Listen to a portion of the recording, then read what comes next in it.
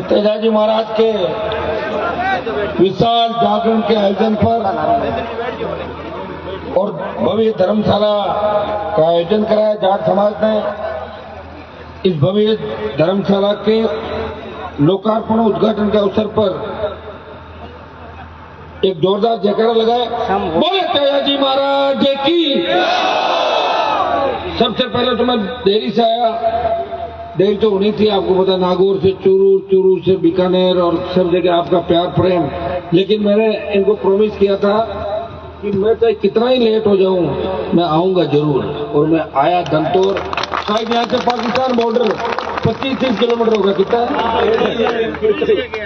और पाकिस्तान वाले भी सो नहीं रहे यार, रात में क्या जागरण कर रहे हैं, सारे जाट इकट्ठे होकर। डर लग रहा होगा उनको बेचारों को। यहाँ 2 घंटे पहले आता तो और ज्यादा लोगों के दर्शन होते, लेकिन फिर भी मैं धन्यवाद दूंगा मातृशक्ति को, मेरे छोटे भाइयों को और हमारे समाज सहित सर्व समाज के जो लोग इस मेरे कार्यक्रम के अंदर लंबे समय से चल के आ रहे हैं, सारे समाजों के सारे लोगों को। और भाई जो महावीर श्रृंखला, महावीर श्रृंखला अच्छा गीत गाता है। तेरा बड़ा RLP वाला आज भजन सुना नहीं गया पहले कभी? आज ही चालू किया क्या? नहीं गाता मैं हमेशा हमेशा गाता हूं। अरे गाता कब है? आज जीतू भाई, आज तेरा चल पड़ेगा, आज चलेगा। पहले से चुपके चुप गाता हूँ जीतू भाई। तभी मेरे को देख इसमें जोश आ गया था। अभी तो भारत का कह दिया, अभी तो राजस्थान में तो पहले लाए अरविंद सरकार, फिर चलेंगे भारत। अच्छा कलाकार है और अच्छा गाता है, बधाई, शुभकामनाएं। इसी तरह सब लोग आगे बढ़ते हैं अपने। यहाँ उपस्थित महेंद्र जी बांबू जो अध्यक्ष है हमारे जाट धर्मशाला के, मदन जी पूनिया चेयरमैन साहब, रतिराम जी गोदारा बामासा, दौलतराम जी सारण जिला परिषद के सदस्य, भूपजी बांबू पूर्व सरपंच साहब, बिरडा जी मुकराम जी बिरडा प्रधान जी हमारे प्रधान प्रतिनिधि खाजूवाला, मनीराम जी जानी व्यापार मंडल अध्यक्ष, लेखराम जी गोदारा, रघुवीर जी ताकत, अमित जी जानी, मदन जी गोदारा, बाबूलाल जी मांझू, अशोक जी कड़वा, रूपराम जी गोदारा बामासा, किशन जानी, भाई विजयपाल बेनीवाल सरपंच, मनीराम जी जानी, दानाराम जी गिटाला, प्रभु जी गोदारा खास करके मजबूत सरपंच प्रभु जी जो लगातार लंबे समय से लगे हुए इलाके के अंदर। और सम्मानित मंच उपस्थित मौजूद बुजुर्गों, नौजवान साथियों, माताओं, बहनों, प्यारे बच्चों, दंतौर में मैं पहले भी आया था 17-18 के अंदर भी, जब बड़ी रैलियां उकार भरे तब दंतौर के इलाके में आया था। तब एक ही चिंता रहती थी कि सड़कें सही नहीं है। सड़कें तो ठीक हो गई यहाँ पर, लेकिन जो मुआवजा सड़कों में मिलना चाहिए था भारतमाला का, इस बॉर्डर के इलाके के अंदर, वो मुआवजा किसानों को नहीं मिला।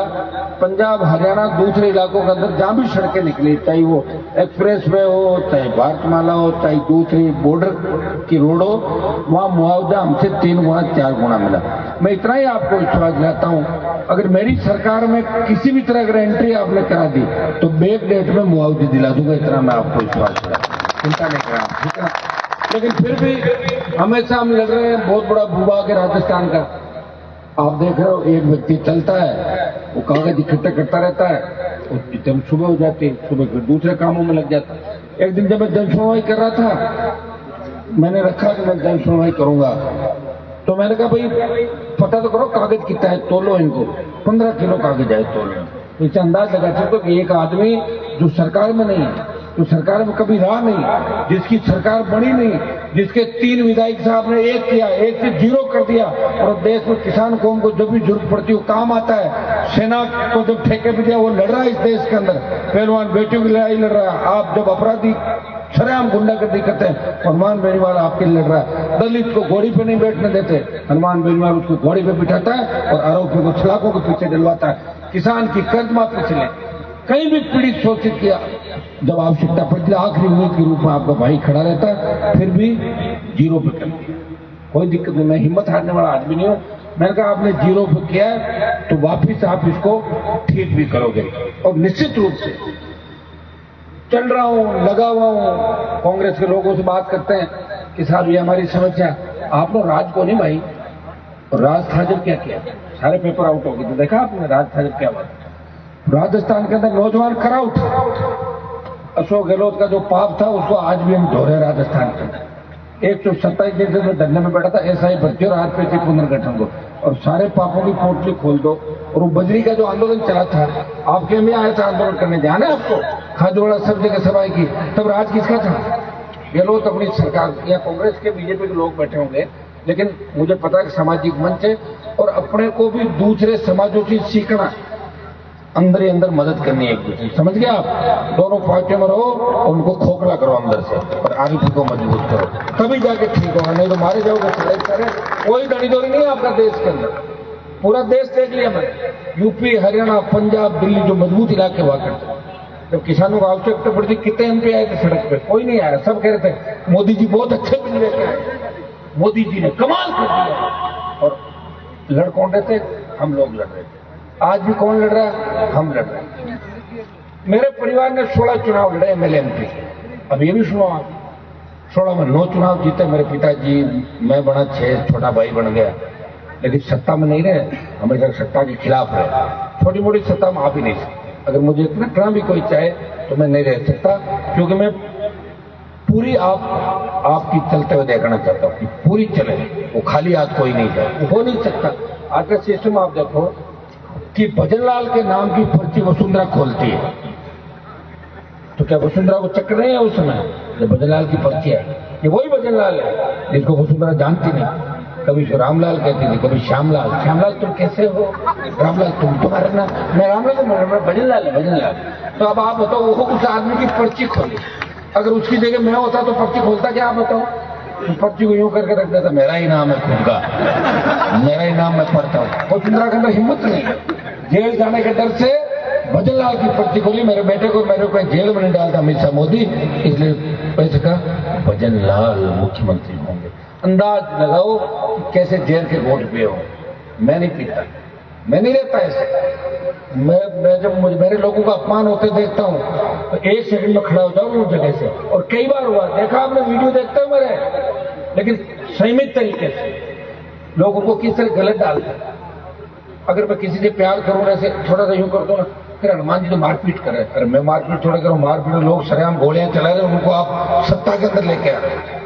मैं तो प्यार करता हूं मेरे लोगों से, लेकिन मैं समझाने की कोशिश करता हूं, नशा मत करो, बदमाशी मत करो, ठीक रास्ते पे चलो, क्योंकि मैंने कभी गलत काम नहीं किया, और गलत काम अगर करता तो मोदी अमित शाह की ईडी मुझे छोड़ती नहीं, सीबीआई मेरे घर पे आ जाती। दूसरे लोग है ना सीबीआई आके जेलों के अंदर। हाँ, भजनलाल ने एक काम किया था, मेरे बिजली का कनेक्शन काट दिया था, तो बिल तो किसी का भी बाकी रह सकता है, मैंने को बिजली चोरी थोड़ी की थी, बिल तो बकाया था, सेटलमेंट के 2 लाख रुपए जमा किए। लेकिन भजनलाल ने कहा कि हनुमान बेनीवाल ये कह रहे हैं कि भजनलाल तो अंडरवेयर बनियान धोता था, इसे बिल काट दो। मैंने कोई गलत नहीं कहा, मेरे को बीजेपी के नेताओं ने कहा पार्टी कार्यालय में ये काम करता था और मैंने कह दिया, तो मैंने गलत किया था। बीजेपी को नेताओं को पकड़ो भाई, जिन्होंने मुझे कहा, मैं तो था नहीं, मैंने तो देखा नहीं था धोते हुए। कहते थे कि दिल्ली वालों को अंडरवेयर बनियान धो के सीएम बन गया, हो सकता है, मैं पास होने थी, क्योंकि मेरी जो बाल्टियां भरते थे वो भी जीत गए, एमएलए एमपी बन गए, हो सकता है, क्या पता। राजनीति में तो वोट लगता है, और वोट आप देते हो बड़क का, वोट में आप सोचते नहीं हो किसको हराना है, अरे जीता किसको रहे हो, वो तो इनका ही बाप है फर्जी, उसको जिताते तो भैया ये जब तक आप नहीं सोचोगे ना कि बढ़त का वोट है वो ठीक है, लेकिन ये देखना कि हमारे वोट से हम जिसको हरा रहे हैं वो तो ठीक है, लेकिन जिसको जिता रहे हैं उसको भी परखा हुआ है। अब आप लोग क्या करोगे? बीजेपी को हरा दोगे, लेकिन कांग्रेस वाले कह रहे हैं हम तो आएंगे सत्ता में, हमें को रोक नहीं सकता, क्योंकि हम तो हमेशा ही आते हैं, एक बार कांग्रेस एक बार बीजेपी। लोगों का माइंड सेट है कांग्रेस भाजपा और मुस्लिम एसी, इनको तो कह दिया तो कांग्रेस का जेबी वोट है, वोट बैंक है, बीजेपी का हो गया ब्राह्मण बनिया राजपूत ओबीसी, ये बीजेपी कहती है हमारा वोट बैंक है। हम तो 20-22% आबादी राजस्थान के अंदर 15% वोटों को साथ लेके चलते हैं। वो लास्ट में इस बात के लिए आ जाते हैं, अरे साहब आपने समाज को आदमी हार जाए। अरे हार तो जाएगा, लेकिन आपके समाज के लोगों ने 70 साल में क्या किया? जीत के तो जाते हैं अपने इलाके से, और जय बोलते हैं गहलोत की, पायलट की, वसुंधरा की और भजन लाल की। तुम्हारा जिक्र लगाएगा कभी राजस्थान के अंदर? लगाएगा देश के अंदर? कि तुम्हें गया जब तेजा जी का जिक्र लगाया विधानसभा के अंदर, जो मंदिर आपने बनाया छठा जागरण आप दे रहे हो, उन तेजाजी महाराज का जिक्र कभी मृदा उन्हें नहीं बोला था? तो 70 साल तक नागौर के लोगों को बरगला के उनका वोट ले रहे थे, कभी मंदिर की तरफ ध्यान नहीं दिया, कभी मेलों में नहीं गए। हनुमान बेनीवाल का संगत परिणाम है कि लोकसभा के अंदर भी जयकारा लगाया और प्रधानमंत्री ने कहा हु इज तेजाजी, उस प्रधानमंत्री मोदी को खरनाल में नाक रगड़वा दी। मैं ये है मैं तो प्रयास कर ही रहा हूँ, लड़ रहा हूँ, मेरी लड़ाई में कोई कमी नहीं। 2 बजे आ गया ना आपके बीच, आया ना बाजे बाजे के साथ आया, तो मैं कोई मंत्री थोड़े हूँ जो मुझे कोई पुलिस की गाड़ियां आगे मिल रही है। ये इसलिए मिल रही है कि हनुमान जी की जान को खतरा पता नहीं है कि नहीं। हो सकता है भजनलाल की साजिश हो, हनुमान जी को डराओ, जान का खतरे का कहो, हो सकता है इधर आ जाए हमारी तरफ। भैया मैं कहीं नहीं जाने वाला। मैंने वसुंधरा का वो शासन देखा था, बड़े बड़े हार्डकोर अपराधी राजस्थान में देखे थे जिनके नाम से कांग्रेस बीजेपी के नेताओं की पेंट गीली हो जाती थी। मुझे पता है उनका विधानसभा के अंदर वो कहते थे सीबीआई जांच करो, सीबीआई। अरे किसकी जांच करो? एनकाउंटर की। तुम्हारे घर से वादा किसी एनकाउंटर तो नहीं? अच्छा रहा हो गया भाई, बहुत पहले मना किए, ये नहीं बोलता था। याद है आपको वो दिन? अभी भी वही दिन आने वाले सामने, तैयार हो जाओ। जिस तरह धमकियां मिल रही है, गुंडागर्दी चल रही राजस्थान के अंदर, कौन रखवाड़ा आपका बताओ मुझे? कोई है तो सड़क पे आके आपको न्याय दिला सकता। मुझे नाम बताओ राजस्थान के अंदर, मैं ही बैठा। पार्टी बनाई किसी ने 66 साल में? मैंने बनाई पार्टी। तेजाजी महाराज का जयकारा लगा के पूरे देश के अंदर 5000 से ज्यादा मंदिर बन गए मेरे भाई। ये हनुमान बेनीवाल के संघर्ष का परिणाम है। तेजाजी का आशीर्वाद मेरे ऊपर है, शंकर भगवान का, बालाजी का आशीर्वाद है। भूखा प्यासा लड़ रहा हूँ। आप क्या सोच रहे हो? सुबह से खाना नहीं खाया, मतलब खाना नहीं खाया तो भाषण कर दे रहे हो? यही तो आशीर्वाद है, और क्या है? ये आशीर्वाद है कि हनुमान तुझे लड़ना इस राजस्थान के अंदर, अपने भोले बड़े भाइयों को सत्ता के सिंहासन पर लेके जाना है। ये भोले हैं, इन्होंने सत्ता नहीं देखी, ये मंत्री तक ही गए हैं, मुख्यमंत्री पर नहीं गए। इनको सेकंड नंबर का गृह मंत्री का पद भी नहीं मिला। तो इनको कुछ कर, इनको शंकित कर। इसलिए भाइयों मैं कह रहा हूं कि जेएमएम, जाट मुस्लिम मीणा मेघवाल माली, ये मोर्चा जेएमएम मोर्चे की बात हमने करी। 36 कौम के लिए लड़ रहे हैं, 36 कौम का साथ दिया। जब बड़ी रैलियां थी उसके अंदर मैंने ये भी कहा था, दूसरे समाज के लोग कभी नाम नहीं थे हमारे समाज का। मैंने कहा था कि गरीब ब्राह्मण बढ़िया राजपूत है, उसको भी आरक्षण दे दो, आर्थिक आधार पर आरक्षण मिलना। कितनी बड़ी बात है बताओ मुझे। और आप लोगों ने सपोर्ट किया इस बात का। दूसरा नेता होते तो कभी आप नहीं मानते। हम किसी समाज के खिलाफ नहीं, लेकिन बहुत से समाजों के नेता, बहुत से समाज आग उगलते थे। जब हमें आरक्षण मिला लड़ाई के अंदर में, उस समय मैं एक नौजवान था जो आरक्षण की लड़ाई लड़ रहा था पूरे राजस्थान के अंदर। 98-99 का दौर था भाइयों। उन महासभाओं में जो आरक्षण की अगुवाई कर रही थी, मैंने 2 बार टिकट कटा, लेकिन मैंने आपको बीच ही पीड़ा नहीं जाहिर की। एमपी का टिकट 99 में कटा, 2003 में विधायक का टिकट कटा। और तो धर्मेंद्र हेमा मालिनी मेरे खिलाफ प्रचार में आए। धर्मेंद्र टंकी पे चढ़ गया, बोले नीचे कूद जाऊंगा। तब मैं हरा था ये जाए समझ रहा, हनुमान ऐसे थोड़ी बन गया, ये गीत ऐसे थोड़ी बज रहे हैं। बहुत लंबी लड़ाई लड़ी है। तब तो यहाँ तो सड़कें भी नहीं होगी 2002-03 में, ठीक है दंतौर में 22 साल पहले चलो दंतौर बेक हो 22 साल पहले राजस्थान, तब बहुत कुछ नहीं था, ये सोशल मीडिया नहीं था। मुझे याद है कि मैं किस तरह मेरे भाइयों के लिए लड़ रहा था। परिवार को फंसा दिया झूठे मुकदमे के अंदर उन्हीं समाज के नेताओं ने, जिनकी मदद करके मैंने उनको विधायक और सांसद बनाया नागौर की इसी धरती से। आज वो बकवास कर रहे हैं ना दूसरों के चप्पल उठा के, हनुमान जी के पास क्या है वो क्या, खुद की पार्टी बनाए बताओ, पता लग जाएगा औकात कितनी है। अगर 2500 से ज्यादा वोट ले ले विधानसभा में और 10,000 से ले ले लोकसभा के, मैं तो लड़ रहा हूँ मेरे बलबूते पर। कभी बीजेपी मेरे दरवाजे पर आती है गठबंधन करो, और मैं कहता हूँ नहीं करूंगा तुमसे, तो कांग्रेस वाले आ जाते हैं आप गठबंधन करो साहब। आते हैं पीठ में छुरा घूमते हैं, सीट ले जाते हैं, फिर भी मैं उनके साथ खड़ा हूं। दिल्ली कर मैं तो जब चाहे सत्ता की सवारी कर लूं, लेकिन अभी मुझे नहीं करनी। थकोगे नहीं ना 28 तक, क्या थक जाओगे? अगर थको जाओ तो मैं चार्टर लेके आऊं, फिर हाथों हाथ जाऊं राज के अंदर, फिर लेट क्यों कर रहे हो? जागो रोकाई के जैसे नहीं करे फिर धागा खेल कर मैं कर दी मारो काम तो देश अरे हाँ मान ली था अलाई मान ली था नहीं वोट देवे ठीक है थक तो गए लेकिन राजस्थान अब चार्ज है नौजवान तैयार है हम सब समझदार है हमें हमारे बच्चों के भविष्य के लिए लड़ना है कि बच्चों का भविष्य कैसे सुरक्षित रहे क्योंकि देश में ज्यादा क्षेत्रीय पार्टियां आगे बढ़ी है क्षेत्रीय पार्टियां मनी चाहे यूपी बिहार दिल्ली इनके जब नेता निकलते हैं तो बड़े बड़े देखते हैं किसी को हटा देते हैं किसी को गिरा देते हैं और क्षेत्रीय पार्टियों से दूसरी पार्टियों का संतुलन बना रहता है यहाँ तो एक रोटी है कभी इसको इधर से सेकते हो कभी इधर से सेकते हो एक सांपना दूसरा नागना लाओगे कहां से जिसको लाना चाहते हो वो तो तैयार बैठा आपके सामने तो खड़ा है आपके लिए पार्टी बना दी बच्चों को तैयार कर दिया कितना ध्यान रखता हूँ कि छात्र संगठन आज तक नहीं बनाया मैंने कहा हमारे बच्चे हैं जो कांग्रेस बीजेपी के संगठन से जीत रहे हैं मैंने यार क्यों लाऊं लेकिन अब मुझे लग रहा है कि नया संगठन लाना पड़ेगा छात्र चुनाव बंद हो गए कितने लड़ी छात्र चुनाव की लड़ाई 2 महीने तक लगातार राजस्थान में लड़ता रहा पिछली बार कितनी 5 साल में पिछले लड़ाई लड़ी 3 से 1 पकड़ दिया 1 से 0 पकड़ दिया फिर भी मेरी लड़ाई रुकी नहीं है अभी चित्तौड़ की आपने घटना देखी कि सूरज मालिक की अशोक गहलोत गए थे वहां न्याय नहीं दिला पाए हनुमान बेनीवाल गया न्याय दिला पाया कभी नहीं जाता कितना ही समय लगा और कुचामन के अंदर जो घटना हुई थी मैं उस घटना से इस राजस्थान को ठप कर देता लेकिन दुर्भाग्य था कि उनके ही परिवार के मंत्री बैठे हुए थे अस्पताल के अंदर 2 दिन से समझौता करने का मैं क्या करूं बताओ मुझे परिजन तैयार हो गए थे मुझे आपका भी ध्यान रखना पड़ता है परिजनों का भी ध्यान रखना पड़ता है व्यवस्था को भी ठीक करना पड़ता है और इंतजार भी करना पड़ता है अबकी नहीं तो अबकी से इस उम्मीद के साथ मैं चल रहा हूं इसलिए 2:30 बजे दंतौर में 5 बजे की गंगानगर में और वापिस शाम होगी हनुमानगढ़ को होते हुए बीकानेर नागौर अभी अब कितने सालों से लड़ रहा हूँ यार कितना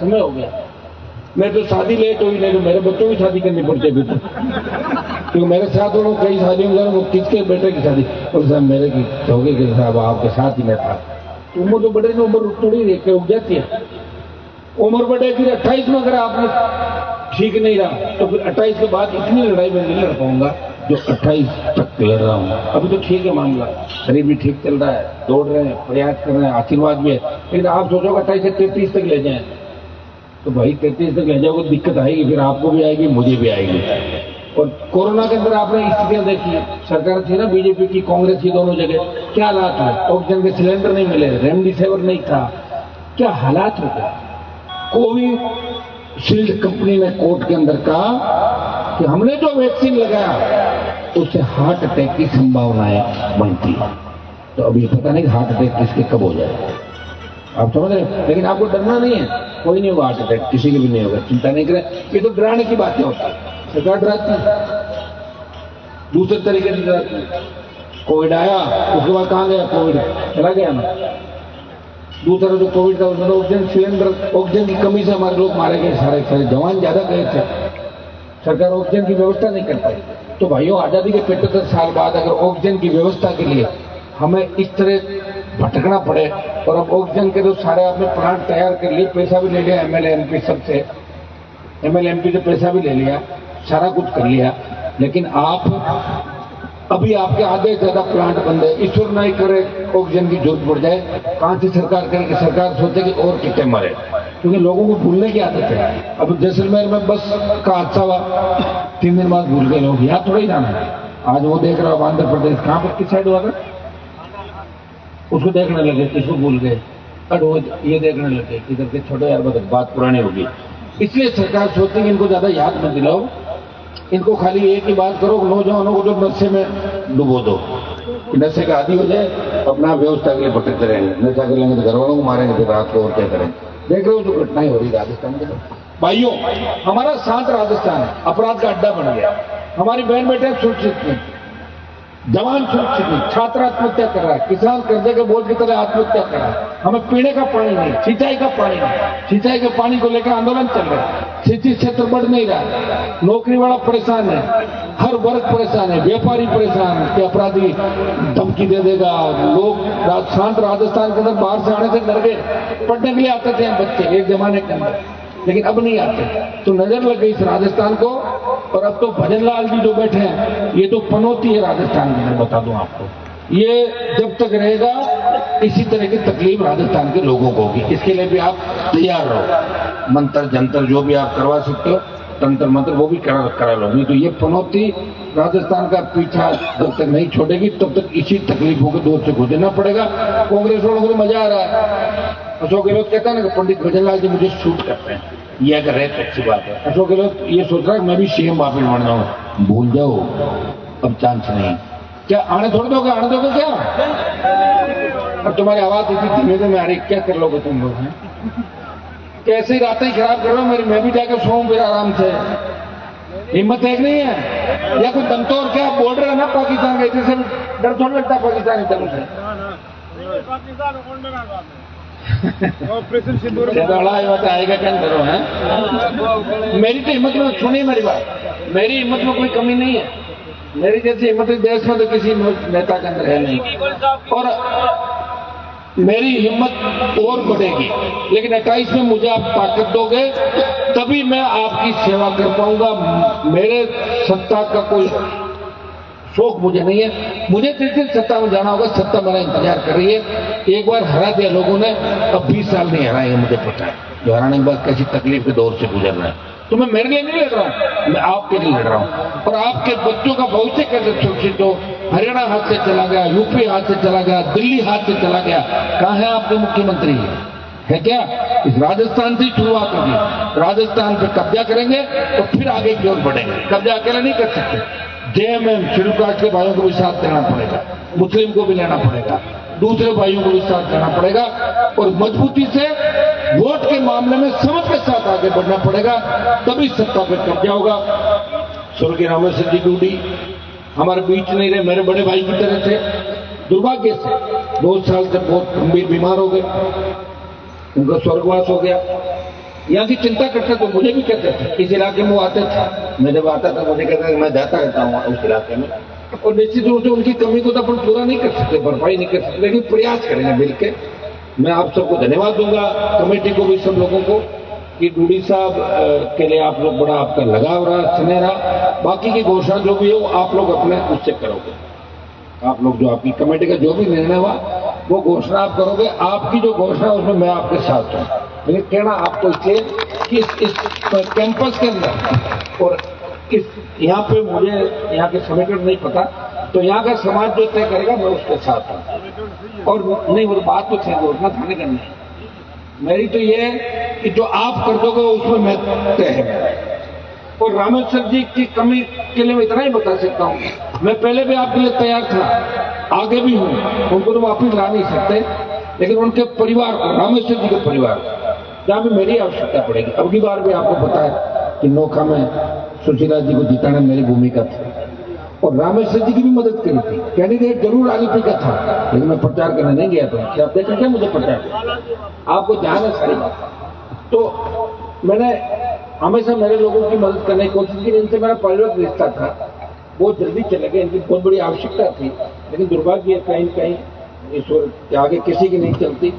और उनको जो मैं श्रद्धांजलि देखे परसों भी आया था, उस दिन में गया, मैं मिलके भी आया, 3 बार आप लगातार देखा होगा।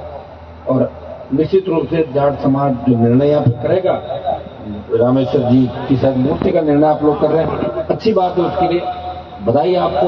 लेकिन ये घोषणा आप लोग करें, आपके जो भी यहाँ समिति के लोग हैं, प्रधान जी आप बैठे हैं, सारे अध्यक्ष जी और सारे ये लोग करें। मैं तो आपके साथ हूँ, आपने मुझे मेहमान के तौर पर बुलाया, मैं आपको मजबूती देने यहाँ पर आया हूँ। और आप जब मजबूत हो गए तो आपकी मजबूती में मेरी मजबूती देश के अंदर, इतना ही मैं संदेश आपको देना है। कांग्रेस बीजेपी आप कोई दिक्कत नहीं, आमने सामने लड़ो बैठो, लेकिन एक जगह पे हमारे को बैठना है, समझदार बनना है, मौका आते ही अपने आदमी की मदद कर दो, इतना ही ध्यान रखना। और जब तक खुद का मामला नहीं है तब तक बीच में खड़े मत हो। अपना लोगों ने यूज गिरा लोग आज तक दुनिया कहते फलाना नेता उसे 4 नारा खिलाफ लगा दिया, बड़ा ये यूज नहीं होना किसी का। और अपना काम अभी ये नहीं कि बीजेपी कांग्रेस की रैलियों में भीड़ करें और हमारी संख्या बताएं, ये धंधा नहीं रहा। अपनी खुद की पार्टी, खुद की ताकत है, और देश राजस्थान की ओर देख रहा है, हरियाणा, पंजाब, उत्तर प्रदेश, दिल्ली और संपूर्ण देश देख रहा है कि राजस्थान की धरती से अब कोई तेजा जी का भक्त किसान का बेटा इस राजस्थान की उस कुर्सी में बैठेगा, फिर देश के अंदर पूर्व की भांति हमारी राजनीति जो चलती थी, मजबूती थी, वो राजनीतिक मजबूती वापस आएगी।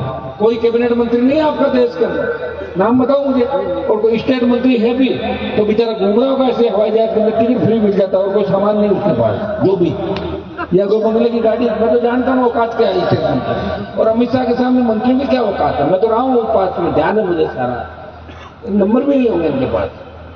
स्टेट मंत्री उसको कह दो कि विदेश मंत्री के नंबर है क्या, और नंबर मेरे पास नहीं, मेरा काम नहीं पड़ता। इतने 5 साल निकल जाएगी, काम आपका तो पड़ता रहता है ना लोगों का। मुझे आप देखते हो, अभी रशिया का जो बच्चे का मामला था, मैंने प्रयास किया, देखते हो ना सोशल मीडिया पर, एक नहीं 1000 बार। तो यूक्रेन का मामला था, हमारे बच्चों को लाने के लिए कितना प्रयास हम करते हैं हर जगह जहां भी मौका हमारे पास। तो भाई देखो, सुनो, सीधी लोकसभा है और वो तो आगे आना, क्या मंत्री जी रुको एक मिनट, वो ताकत हमारे पास है। तो बीजेपी के नेताओं के पास नहीं। अगर वो किसी मंत्री को जोर से बोल दे तो मोदी उनकी टिकट काट देता है। तो बेचारे डर के मार रहे थे, हम टाइम पास करें भाई, परिवार वाला राज्य होता, मंत्री बन गया, माली मंत्री बन गया, कोई कहे जीजा जी बन गया, हमारे फूफा जी बन गया। चाहता हुए फूफा जी खाइए बापड़ा, मैं तो रोता दिल्ली में टाइम पास करा, लुकता फिर रात में हमारे माऊ मिले के साहब से कोई खड़ो मत कर दीजिए, मैं हार गया, माँ को ध्यान रखिए साहब से समाज के बारे।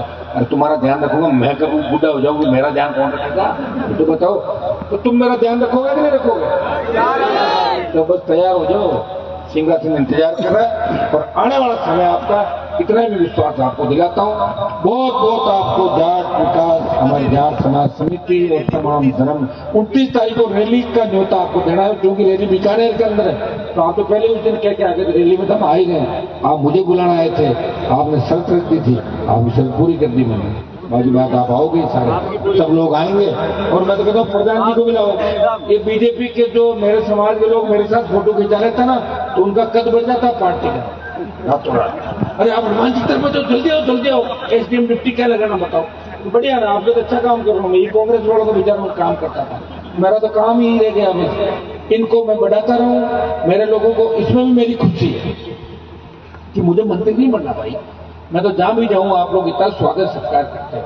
कितने तो गाने बना दिए आपने मेरे ऊपर, बताओ 1000 सॉन्ग बना लिए। राजस्थान बच्चे किस तरह बनाते हैं, देश के अंदर राजस्थान का सम्मान बढ़ा, हमारी कौम का सम्मान बढ़ा, और तेजाजी महाराज का परचम पूरे देश में ले रहा है। तो निश्चित रूप से आने वाला समय आपका, उसका वेट करना, आपको वेट एंड वॉच। कई लोग आएंगे अपना सामान बेचने के लिए, कई लोग आएंगे, नए नए बच्चे आते हैं, नई नई बातें आती है, उनको सुनते रहो खाली। लेकिन निर्णय क्या करना है वो आपको ध्यान रखना। जिस दिन निर्णय का ध्यान रखना सीख जाओगे, उस दिन आपको आगे बढ़ने से कोई रोक नहीं सकता। हम लोग ताकतवर हैं, मजबूत है और अन्याय के खिलाफ है, लेकिन निर्णय कई बार गलत हो जाते हैं, उससे हमारे लोगों को परिणाम भुगतने पड़ते हैं। लेकिन अब आप निर्णय सही करोगे।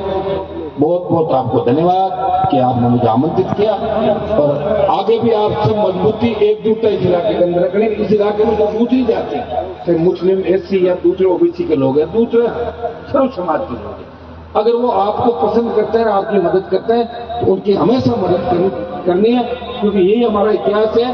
जाट कौम ने हमेशा दूसरी जातियों की मदद की और आगे भी हम मदद करेंगे। करोगे कि नहीं करोगे? और सबको साथ लेके हमें चलना, तभी सत्ता के शिखर पाएंगे। बहुत बहुत आपको धन्यवाद। जय हिंद।